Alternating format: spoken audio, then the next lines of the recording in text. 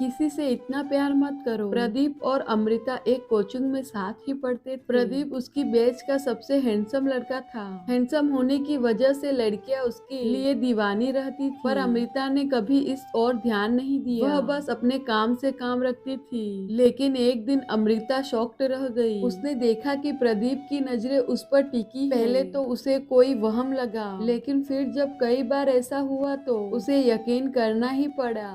शुरू में उसे यह सब अजीब सा लगा, लेकिन फिर धीरे धीरे उसे अच्छा लगने लगा। उस दिन से अमृता की जिंदगी ही बदल गई। वह अपने आप पर पहले से ज्यादा ध्यान देने लगी, हमेशा सच सवर कर रहने लगी। एक दिन की बात है, अमृता कोचिंग से घर लौट रही थी, तभी पीछे से प्रदीप आ गया। उसने अपनी बाइक अमृता के पास रोक दी और बोला, चलो अमृता, तुम्हें घर छोड़ दूं।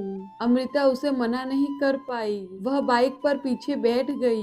प्रदीप ने बाइक को चालू किया और धीरे धीरे बाइक चलाने लगा। मैं तुमसे कुछ बात करना चाहता हूँ, क्या? अमृता ने पूछा। ऐसे नहीं, आओ किसी रेस्टोरेंट में बैठते हैं। अमृता की सहमति पाकर प्रदीप उसे पास के रेस्टोरेंट में ले गया। वहाँ पर उसने अमृता से अपने प्यार का इजहार किया। अमृता मन ही मन प्रदीप को चाहने लगी थी। वह उसे मना नहीं कर सकी और इस तरह दोनों प्यार की पटरी पर तेजी से दौड़ने लगे। लेकिन थोड़े ही दिन बीते थे कि प्रदीप अचानक गायब हो गया। उसने न सिर्फ कोचिंग आना बंद कर दिया, पर अमृता का फोन उठाना भी बंद कर दिया। अमृता उसके व्यवहार से परेशान हो गई थी। उसने प्रदीप को सैकड़ों व्हाट्सएप किए, 50 कॉल किए, पर न तो प्रदीप वापस लौटा और न ही उसके व्हाट्सएप या कॉल का जवाब दिया। अमृता एकदम पागल सी हो गई। न अब उसका मन पढ़ाई में लगता और न ही किसी और चीज में। न तो वो रात को ठीक से सो पाती और न ही ठीक से खा पी पाती। बस हर समय प्रदीप को याद किया करती और रोती रहती।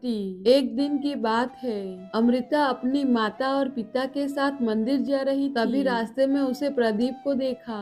प्रदीप की नजरें भी अमृता पर पड़ी, पर वह उससे अनजान बनता हुआ एक गली में चला गया। अमृता का मन हुआ कि वह भागकर जाए और प्रदीप को पकड़कर पूछे, तुम मेरे साथ ऐसा क्यों कर रहे हो? पर माँ और पिता के साथ होने की वजह से वह उसके पास नहीं जा सकती। पूजा से लौटने के बाद अमृता ने शाम को मोबाइल रिचार्ज कराने का बहाना किया और उस गली में जा पहुंची जिसमें प्रदीप गया था।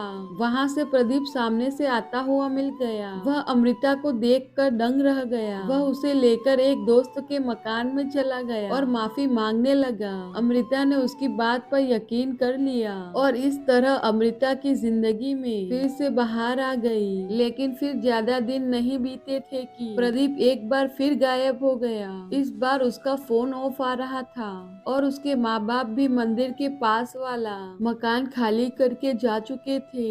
इस बार अमृता पूरी तरह से टूट गई। उसने सभी से मिलना जुलना बंद कर दिया और दिन भर अकेली पड़ी पड़ी रोती रहती। अमृता की हालत बहुत खराब हो गई थी। अमृता ने प्रदीप का पता करने का सोचा। एक दिन अमृता ने प्रदीप के बारे में किसी से जानकारी प्राप्त करने की कोशिश की। काफी भाग दौड़ की और अंत में अमृता को इस काम में कामयाबी भी मिली। पर प्रदीप के बारे में जो कुछ पता चला उसे सुनकर अमृता शॉक्ड रह गई। दरअसल प्रदीप किसी आपराधिक गिरोह से जुड़ा हुआ था और उसने मुझे जानबूझकर अपने प्यार के जाल में फंसाया था और ऐसे ही उसने कई लड़कियों को अपनी प्यार के जाल में फंसाकर उन्हें बेच दिया था। प्रदीप का ये सच जानकर वो बहुत रोई। अमृता अंदर से टूट गई थी, लेकिन थोड़े ही दिनों में अमृता ने अपने आप को संभाल लिया और प्रदीप को भूलकर अपनी जिंदगी की नई शुरुआत की, जिसमें वह अब शायद किसी पर भी भरोसा नहीं कर पाएगी। आप जिसे भी प्यार करो, वह इंसान कैसा है